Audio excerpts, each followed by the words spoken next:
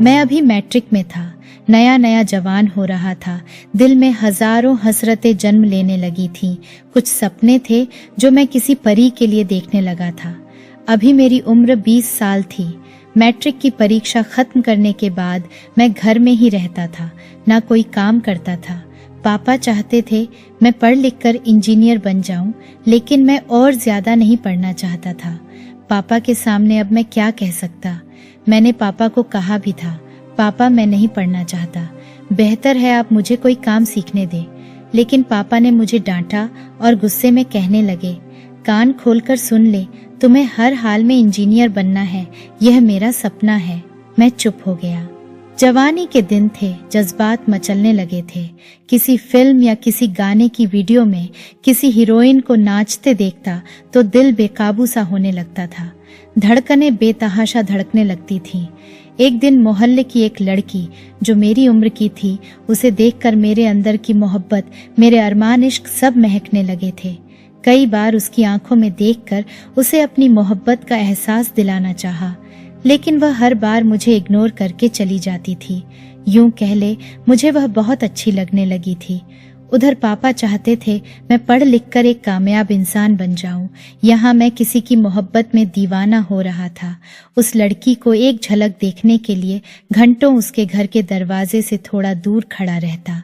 उसके लगातार इग्नोर करने पर मेरे जज्बात मचलने लगे। कई बार उससे बात करने की भी कोशिश की, मौका पाकर उसे अपने दिल की बात भी बताई थी, मगर वह बिना कोई जवाब दिए चली जाती। एक दिन वह गली से गुजर रही थी। मैंने उसका हाथ पकड़ लिया। वह डर गई। उसने चिल्लाना चाहा, लेकिन मैंने उससे प्यार से कहा, क्यों मेरी मोहब्बत को नहीं समझती हो? कितनी बार बता चुका हूँ मैं तुमसे बहुत प्यार करता हूँ। वह मुझे कहने लगी, देखो मेरा हाथ छोड़ो। थोड़ा गुस्से में बोली तो मैंने हाथ छोड़ दिया। वह शायद डर गई थी। वह भागते हुए अपने घर में चली गई। मैंने सोचा, पहली बार तो ऐसा होता ही है, आहिस्ता आहिस्ता मान जाएगी। मगर उस लड़की ने घर जाकर अपनी माँ को बता दिया। रात को उस लड़की के पापा हमारे घर आ गए और उन्होंने मेरे पापा को सब बता दिया और गुस्से में कहने लगे, दोबारा ऐसी गलती की तो बहुत बुरा होगा। और हाँ, अपने बेटे की जल्दी से शादी करवा दो, जवान हो चुका है। आज मेरी बेटी का हाथ पकड़ा है, कल को न जाने क्या करेगा। पापा गुस्से से चिल्ला उठे। पापा ने उस दिन पहली बार मुझ पर हाथ उठाया था। मुझे इतना मारा कि मेरे पूरे जिस्म पर निशान बन गए। मैं पापा से कहना चाहता था, पापा मुझे नहीं पढ़ना है, मैं कोई काम सीखकर जल्दी से शादी करना चाहता हूँ। एक दो बार कहा भी था, मगर वह डांट कर कहते, तुम इंजीनियर बन जाओ, शादी भी हो जाएगी। मैं जवान था, मेरे अंदर भी जज्बात थे, कुछ अरमान थे। मेरे अंदर हर दिन हवस बढ़ती चली गई। हर लड़की को देखकर न जाने क्या क्या सोचने लगता। मैंने खुद पर काबू करने की बहुत कोशिश की, लेकिन मेरे लिए खुद पर कंट्रोल करना नामुमकिन सा था। हमारे घर के पीछे से अक्सर एक आंटी अपनी बेटी कोमल के साथ हमारे घर आती थी। वह मेरी उम्र की थी और बहुत ही खूबसूरत थी। उसकी तरफ देखता तो नजर हटती ही नहीं थी। बहुत मीठी मीठी बातें करती थी। मैंने एक दिन माँ से कहा, माँ आंटी की बेटी के साथ मेरी शादी करवा दो। लेकिन माँ कहने लगी, शर्म नहीं आती ऐसी बकवास करते हुए तुम्हें? शादी करनी है तो पहले पढ़ लिख लो, अपने पैरों पर खड़े हो जाओ, फिर करवा देंगे शादी भी। कुछ कमाता तो है नहीं और बातें करता है शादी की। मैं किसी की बेटी की क्यों जिंदगी बर्बाद करूं? मैंने माँ से कहा, माँ मैंने कुछ पैसे जमा किए हुए हैं और मेरा एक दोस्त अपनी किराए की शॉप बेचकर बाहर जा रहा है। शॉप भी अच्छी चलती है।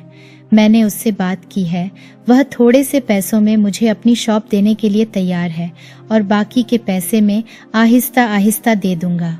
माँ, अगर तुम पापा से बात करके मेरी शादी कोमल से करवा दो तो मैं अपने दोस्त से आज ही बात करके वह शॉप ले लेता हूँ और मेरी अच्छी खासी आमदनी शुरू हो जाएगी और मैं साथ में पढ़ता भी रहूंगा। माँ भी डांटते हुए बोली, तू पागल हो गया है क्या?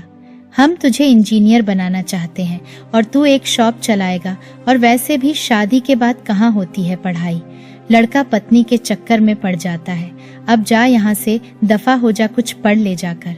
मैंने हर तरह से अपने माँ बाप को समझाने की कोशिश की, मगर वह मेरी कोई बात मानने को तैयार ही नहीं थे। अब मैं खुद पर काबू नहीं कर पा रहा था। उन दिनों मेरी दोस्ती एक लड़की से हो गई। यूं कह ले एक गंदी औरत थी। मेरी जवानी के दिन थे। मैं उसके साथ रात भर फोन पर मोहब्बत भरी बातें करने लगा। उसके लिए शॉपिंग करता, उसे गिफ्ट देता। माँ पापा से छुप कर मैंने अपनी मोहब्बत की अलग दुनिया बसाई हुई थी। मैंने उसके साथ शारीरिक संबंध भी बना लिए थे। मैं कहाँ चाहता था ऐसा पाप करूं, लेकिन मैं बहुत मजबूर हो चुका था। 22 साल की उम्र में यह सच है कि इंसान को हमसफर की जरूरत होती है। इससे कोई भी मना नहीं कर सकता। उस लड़की के साथ में 2 साल रिलेशन में रहा। उसके बाद फिर मैं न जाने कितनी लड़कियों के साथ दोस्ती में रहा। मैं खुद भी यह पाप करता और दूसरों को भी इस पाप को करने का मौका देता। मैं अपनी पढ़ाई पर भी पूरा ध्यान देता था। वक्त गुजरता गया और मैं इस दलदल में बुरी तरह फंस गया। कुछ सालों के बाद मैं खुद को बहुत कमजोर महसूस करने लगा था। मैं इस पाप से निकलना चाहता था, लेकिन किस शर्त पर? मम्मी पापा तो मुझे कामयाब इंसान देखना चाहते थे। खैर, मैं इंजीनियर बन गया। मैंने एक दिन पापा से कहा, पापा आप चाहते थे कि मैं इंजीनियर बन जाऊं और मैं बन भी गया हूं। अब तो आप मेरी शादी करवा दो। लेकिन पापा मुस्कुराकर बोले, अरे शर्म कर शर्म, तेरा बड़ा भाई भी अभी तक कुंवारा है। मैंने उससे शादी की बात की है, मगर वह अभी 2 साल और शादी नहीं करना चाहता। पहले बड़े की शादी करूंगा, फिर तुम्हारी। लोग क्या कहेंगे कि बड़ा कुंवारा बैठा है और छोटे की शादी कर दी। और यह देख घर की हालत बहुत खराब हो चुकी है। टूटी हुई छत है, कहाँ रखेगा पत्नी को? लोग ताने मार मार कर जान ले लेंगे। अब पहले कोई अच्छी सी नौकरी ढूंढ ले और फिर अपना अलग से घर बना ले, फिर शादी कर लेना। 4 पैसे होंगे, घर अपना होगा तो खानदान में भी इज्जत होगी। मैं चुप हो गया। मैं कैसे बताता पापा को मैं कितना मजबूर हो चुका हूँ, मैं किस कदर पापों में डूब चुका हूँ, मैं किस कदर बेबस हो चुका हूँ। मैं ना चाहते हुए भी पाप करने लगा हूँ। मुझे हमसफर की जरूरत है। मैं पापों से बचना चाहता हूँ। लेकिन मेरे माँ बाप को तो नया घर और रिश्तेदारों की बातों की फिक्र थी। खैर, मैं नौकरी के लिए भटकने लगा। कुछ दिनों बाद मुझे दूसरे शहर में एक प्राइवेट कंपनी में जॉब भी मिल गई। मैं दूसरे शहर चला गया, वहाँ नौकरी करने लगा। वक्त गुजरता गया, मैं वहाँ कोठों पर जाने लगा। जब दिल मचलता तो किसी मजबूर औरत से अपनी हवस बुझा लेता। मैं नहीं चाहता था ऐसा, लेकिन मुझे एक नशा हो चुका था पाप करने का। मेरे सब जज्बात, सब मोहब्बतें, सारे अरमान आहिस्ता आहिस्ता धुएं की तरह उड़ने लगे थे। मैं हर वक्त यही सोचता था, पता नहीं कब मेरी शादी होगी, मेरी पत्नी होगी, बच्चे होंगे और मैं कब उनके साथ एक अच्छी जिंदगी गुजारूंगा। मेरी हर ख्वाहिश मिट्टी में मिलने लगी थी। अकेलापन और जिम्मेदारियों ने मेरे मिजाज को जलाकर राख कर दिया। मैं रूखे मिजाज का हो गया। अब मैं दुनियादारी समझने लगा था। 10 साल गुजर गए। मैं 32 साल का हो चुका था। घर बन गया, मुझे अच्छी नौकरी भी मिल गई। अब मैं अच्छा खासा कमाने लगा। मेरे सर के कुछ बाल सफेद हो चुके थे। मैं घर आया, पापा कहने लगे, तेरे भाई ने भी अपना घर बना लिया है। मैंने तुम दोनों के लिए लड़कियां देखी हैं, बहुत खूबसूरत है, पढ़ी लिखी है, संस्कारी है। दोनों की शादी साथ करूंगा, तुम दोनों बहुत खुश रहोगे। सच पूछो तो अब मेरा मन बदल चुका था। अब मुझे शादी जैसे नाम से नफरत सी हो चुकी थी। ना चाहते हुए भी मैं शादी जैसे बंधन में बंध गया। मैं पापा की तरफ देख रहा था। अब क्या फायदा पापा, अब मेरे ना वह जज्बात है और ना ही वह अरमान। अब मैं चाह कर भी इस सफर को निभा नहीं सकूंगा। पहली रात थी, वो लड़की दुल्हन बनी मेरे सामने बैठी हुई थी, लेकिन मुझे बिल्कुल भी खुशी नहीं हो रही थी।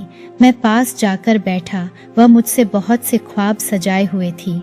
मैंने 10 साल बाजारी औरतों के साथ रिश्ते बनाए रखे थे। कभी किसी लड़की को गर्लफ्रेंड बनाकर, तो कभी किसी कोठे की लड़की से मैंने अपनी मोहब्बतें, अपने जज्बात, अपना एहसास सब कुछ मिट्टी में मिला दिया था। मैंने उससे कोई भी प्यार भरी बात नहीं की। वह कुछ भी पूछती तो मैं उसे ठीक से जवाब ना देता। कुछ देर बाद मैंने उसे कहा, मैं थका हुआ हूँ, मुझे सोना है। मैं करवट बदल कर सो गया। वह रात भर जागती रही, मुझसे बहुत सी बातें करना चाहती थी, कुछ दिल की बातें, मगर मेरा दिल पत्थर हो चुका था। अब मुझ में वह जज्बात नहीं थे। दिन गुजरने लगे।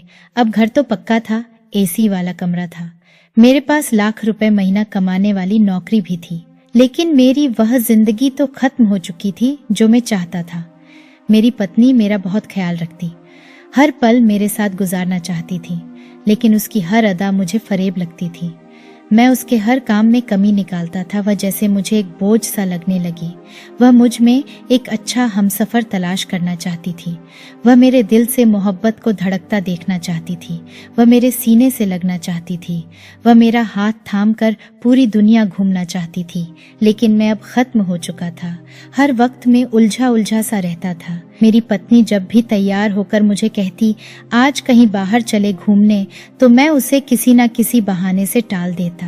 मुझे आज भी उससे ज्यादा बाजारी औरतों में दिलचस्पी थी। वह रोती थी, मुझसे मोहब्बत की भीख मांगती थी। वह रोकर मुझसे पूछती आखिर क्या वजह है, क्यों मैं उसमें दिलचस्पी नहीं रखता। मुझसे पूछती थी क्या मैं आपको अच्छी नहीं लगती, आखिर क्या वजह है, आप मुझसे इतने दूर दूर क्यों रहते हैं। लेकिन मैं भी क्या करता। आज से 10 साल पहले जब मैं अपने माँ बाप से यहीं भीख मांगता रहा, तो उन्होंने मुझे इंजीनियर बनाने और अच्छा घर रिश्तेदारों की बातों की वजह से अकेला छोड़ दिया। 10 साल पहले मैं यह सब एहसास एक एक करके खोता रहा। मैं दिन रात तड़पता रहा, मैं चीखता चिल्लाता रहा। आज जब वक्त गुजर गया तो मैं कैसे मोहब्बत भरा सफर तय करूं, कैसे मैं वही एहसास वही जज्बात वापस लेकर आऊं। हर बात मुझे अब फरेब लगती है, हर बात मुझे झूठ लगती है। पत्नी की मोहब्बत, उसकी फिक्र करना, उसका प्यार से मुझे आवाज देना, मुझे खाने के लिए पूछना, हर अदा मुझे फरेब लगने लगी। मैं खड़ूस सा इंसान बन चुका था। अब मैं खत्म हो चुका था। पत्नी के साथ मैं बात बात पर झगड़ा करने लगा। वह जितना यह रिश्ता निभाना चाहती थी, मैं उसे इतना ही जलील करता। एक रात तो वह मेरे पास आई। मैं सो रहा था, मेरे कदमों को पकड़ लिया। वह जैसे थक चुकी थी, मेरे सामने हाथ जोड़कर रोने लगी। मुझसे क्या गुनाह हुआ है, मैंने क्या गलती कर दी है, मैं ऐसा क्या करूं कि मैं आपको पसंद आ जाऊं। मैं पढ़ी लिखी हूं, मैं जवान हूं, वफादार हूं। मेरी जान, बताओ ना क्या कमी है मुझ में जो आप मुझे इतना दर्द देते हैं। शादी को 1 साल गुजर गया है, कभी एक बार भी आपने मोहब्बत से बात नहीं की मुझसे। आप क्यों मेरे साथ ऐसा कर रहे हैं। वह मुझे कस्में देने लगी, लेकिन कमबख्त मुझे उसका रोना भी फरेब की तरह लगने लगा था। मैं चुप हो गया। मेरा इग्नोर करना उसे तकलीफ देने लगा। मैं अब भी बाजारी औरतों के साथ रातें गुजारता। उनकी बातों से, उनकी अदाओं से मुझे मजा आता। जब एक औरत से दिल भर जाता तो दूसरी औरत से दिल लगा लेता। मैं अब इस दुनिया में खो चुका था।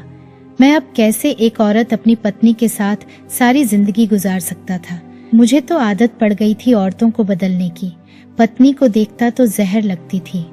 फिर एक दिन वह दिन भी आया कि मेरी पत्नी को मेरी सारी हकीकत पता चल गई। मुझे लगा कि अब वह मुझे छोड़कर चली जाएगी, सारे खानदान में मुझे बदनाम करेगी, मगर ऐसा कुछ भी ना हुआ। वह तो बहुत तड़पी थी, सारी रात मेरे पांव पकड़कर रोई थी।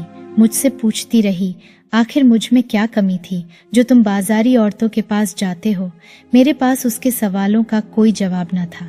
फिर रोते रोते मुझे कहने लगी भगवान के लिए यह काम छोड़ दो, चाहे मेरे करीब मत आओ, मुझसे नफरत करो, मगर प्लीज ये सब छोड़ दो। क्यों अपनी जिंदगी खराब कर रहे हो, ऊपर वाले से डरो। वह मुझे भगवान के वास्ते देती रही और मैं लापरवाही में करवट बदलकर सो गया। कुछ देर बाद मैंने सपने में खुद को एक बड़े से मैदान में देखा जहां अदालत लगी हुई थी और मेरी पत्नी चिल्ला चिल्ला कर कह रही थी मेरी खुशियों का कातिल यही इंसान है। मैंने बहुत समझाया था मगर इसने मेरी एक न सुनी थी। मुझे इंसाफ चाहिए, मुझे मेरी खुशियां चाहिए।